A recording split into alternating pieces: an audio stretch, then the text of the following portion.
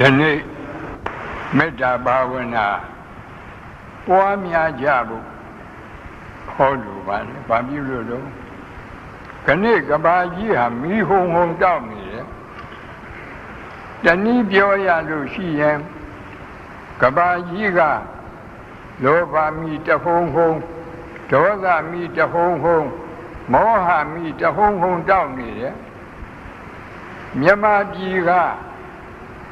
ဒါနကောင်းမှုကုသိုလ်မိုးကြီးသီလကောင်းမှုကုသိုလ်မိုးကြီးဘာဝနာကောင်းမှုကုသိုလ်မိုးကြီး၃မျိုးတစ်ဖြိုးဖြိုးရွာသွန်းလျက်ရှိပါတယ်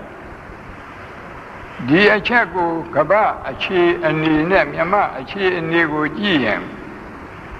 ပို့ပြီးတော့ယခုရှိဝေမိတဲ့ပြိဋ္ဌာသိပါ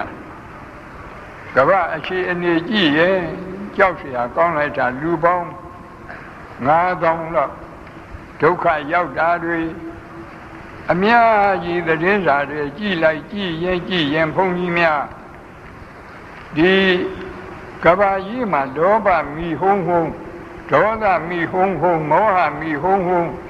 တောက်နေတဲ့အကြောင်းကြောင့်ယခုလိုသတ္ထန္တရကဒုဗ္ဗေခန္တရကရောဂန္တရကတွေရောက်ခမန်းလေးဆက်ရောက်နေတာပဲလို့ဓမ္မသံဝေကရယူရပါတယ်မိမိတို့အမိမြန်မာပြည်အတွက်ကြည့်လိုက်ရင်နေရာတိုင်းမြို့တိုင်းမှာဒါနကောင်းမှုကုသိုလ်မိုးကြီးသီလကောင်းမှုကုသိုလ်မိုးကြီးဘာဝနာကောင်းမှုကုသိုလ်မိုးကြီးတစ်ဖြိုးဖြိုးရွာသွန်းနေတဲ့အတွက်သတ္ထန္တရရောဂန္တရဒုဗ္ဗေခန္တရကဒီဟုသောက၃ပါးကင်းဝေးလွတ်မြောက်ပြီးတော့နေတယ်ဆိုတာ